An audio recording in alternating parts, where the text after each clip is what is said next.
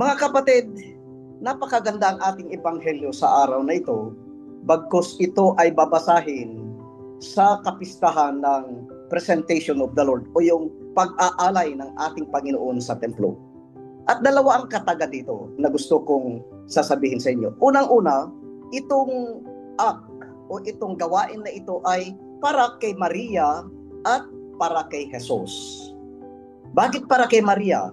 Dahil ayon sa kautusan ni Moses na pagkapanganak ng isang babae, kailangan siya ay pupunta sa templo para doon sa tinatawag na purification. Bagkus alam natin na ang ating mahal na birhen ay hindi nangangailangan na pupunta sa templo upang mag-undergo ng tinatawag na purification process. Mga kapatid, ano itong purification ay hindi maiwasan na magkakaroon ng dugo. Para sa mga Israel, para sa kanila, ang dugo ay nagsisimbolize ng buhay.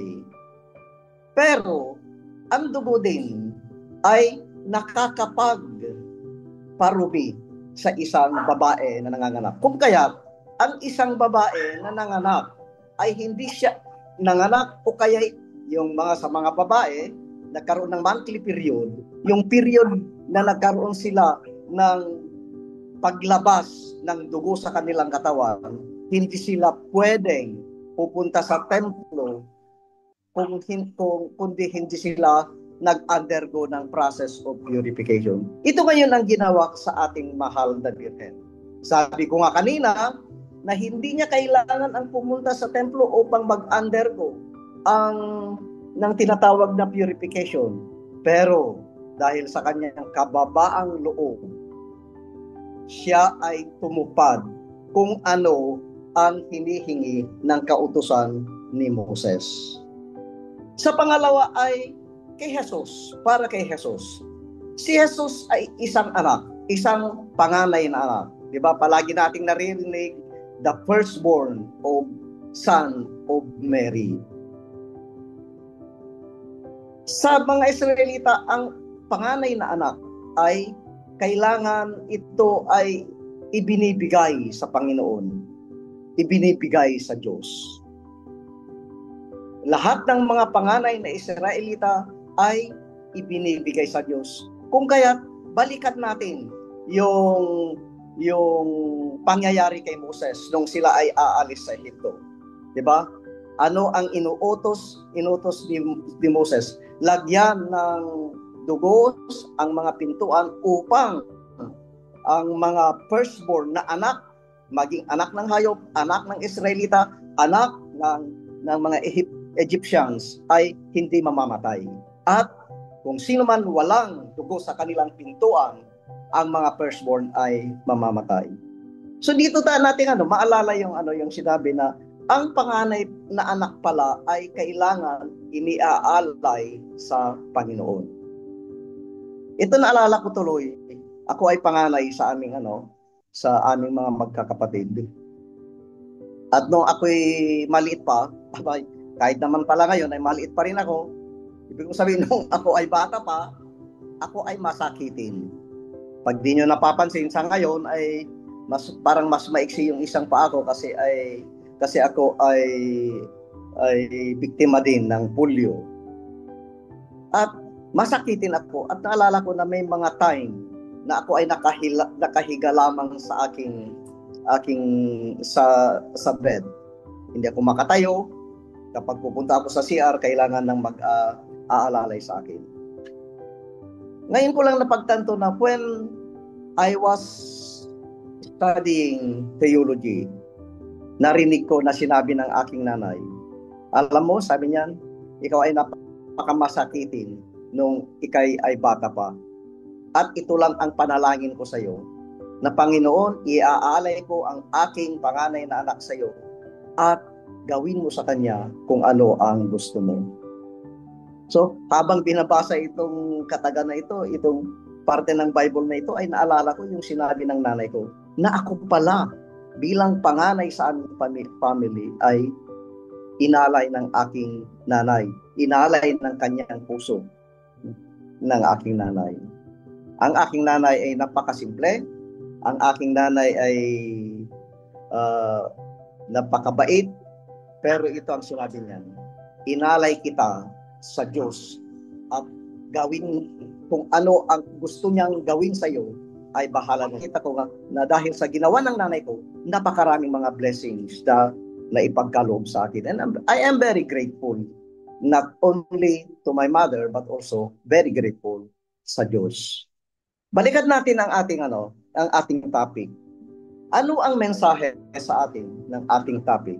Isipin natin na presentation, hindi lamang ang mensahe ng presentation ang ating tinatalakay ngayon. Tayo rin ay nasa Bible Week. No? Bible Week ang nito. At ito nakita. Ano ang tinutukoy ng ang banal na kasulatan? Hindi ba ang salita? Sino ang salita? Ang Diyos. At makikita natin dito na si Simeon, sa kanyang katandaan, nakita niya yung salita.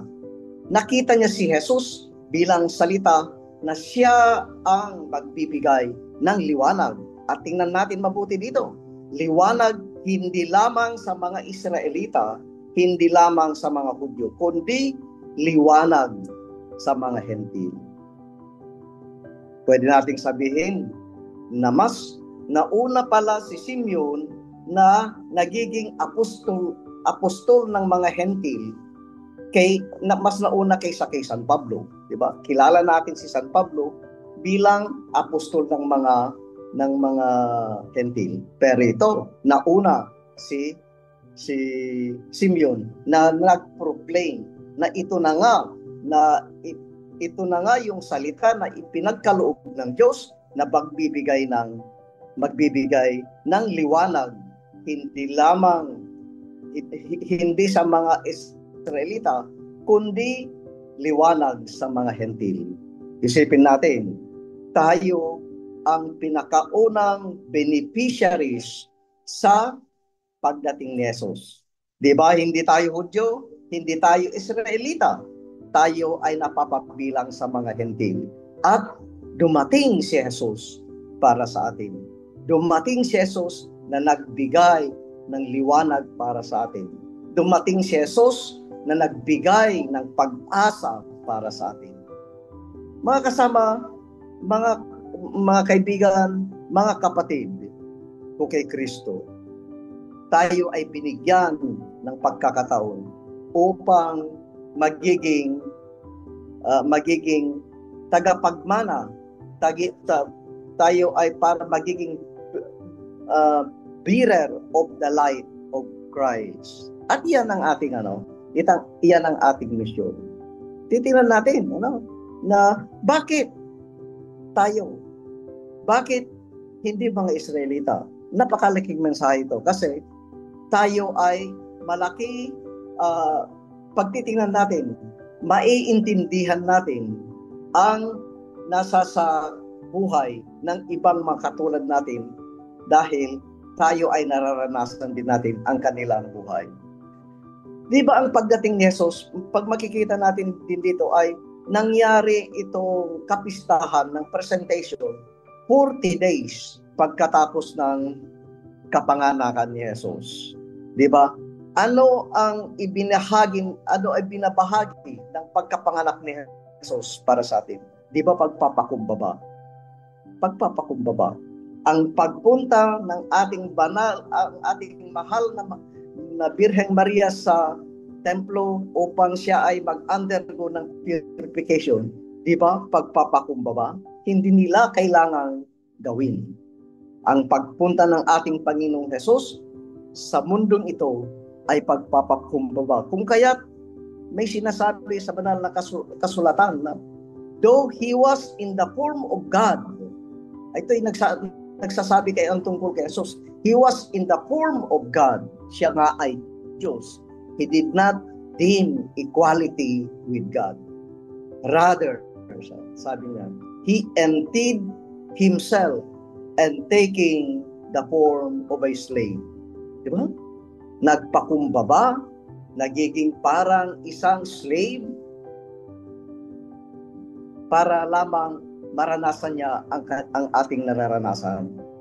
And friends, mga kaibigan, ito ang mensahe sa ating ng ating Panginoon sa gabing ito, na tayo ay sana magkaroon din ng pusong mapagpakumbaba.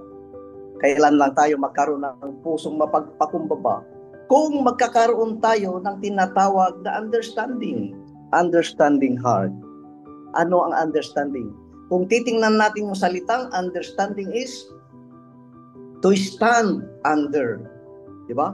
Pakumbaba pala ay to stand under. Hindi magpa-under, pero to stand under the others. Sa ilalim, magpa-isa ilalim sa kapakanan ng iba. Ibig sabihin na iaangat natin, pabayaan natin ang ating kapwa na mas mataas ang kanilang posisyon sa atin kaysa sa atin. Pagpapakumbaba. Na ang honors, wala tayong kukunin na honors, kundi para lamang sa atin. Kasi yan ang sense ng humility. To understand, iintindihin ang ating kapwa. Di ba? Ang hirap ang pag-iintindi at sa pagpapakumbaba ay hindi mo pwedeng i-separate. Magkakaroon lang tayo ng humility, pagpapakumbaba kung subukan natin intindihin ang ating kapwa. Pwede natin sabihin, ganyan pala ang pag-uugali. Kasi ang aking kapwa na ito ay may pinagdadaanan. Ako ay nasigawan ng aking kaopisina. Mayroon pala siyang pinagdadaanan. Ako ay namura ng aking asawa dahil ang aking asawa ay punong-puno pala ng stress sa kanyang opisina. And only in that case, in that very act na pagkakaroon ng understanding, makikita natin nandoon yung sense ng pagpapakumbaba. Kung wala tayong virtue to understand others, kailanman hindi tayo hindi natin mahayaan ang ating sarili na magpakumbaba. And I think the presentation of the Lord, yung presentasyon, pag-aalay ng ating Panginoon, ang dulo nito ay pagpapakumbaba. Pagpapakumbaba na mayroong pag-iintindi at magkakaroon tayo ng simpatiya sa ating kapwa kung maiintindihan natin ang kanilang pinagdadaanan. Ito ang ginawa ng ating Panginoong Hesus. Bumaba sa ating mundo upang maintindihan niya, maranasan niya, malasap niya kung ano ang pinagdadaanan natin. Upang tayo ay hindi mahiya na lumapit sa Kanya, hindi tayo mahiya na sabihin natin sa Kanya, kapatid na Hesus, Kuya Hesus. Diba? Pero kung hindi siya bumaba, hindi siya nagpakumbaba, kung hindi niya kinuha ang ating pagkatao, siguro tayo ay mahiya na lalapit sa Kanya. And our God is different from the God of the pagans. Our God, our Jesus Christ, a very merciful God, a very passionate God, a very understanding God, kasi alam niya ang ating mga pinagdadaanan. Mga kasama, anuman ang ating pinagdadaanan, isama natin, ilapit natin sa Kanya ng buong pagpapakumbaba. Panginoon, hindi ko kaya lahat. Panginoon, napakahirap magpakumbaba. Pero dahil sa iyong tulong, kakayanin ko kasi kinaya mo. Kakayanin ko alang-alang sa iyo. At sana ito ang dasal natin. Panginoon, katulad ng sinabi ni Simeon, naway palagi kong makita kita sa aking kapwa. Makita kita sa pagkatao. Siguro hindi natin na makikita si Jesus ng physical, pero sa katauhan ng ating kapwa, makikita natin siya. Paano natin siya makikita? Sa pamamagitan ng ating pagpapakumbaba. And for that, may God be praised, and thank you for inviting me again, once again. God bless us all.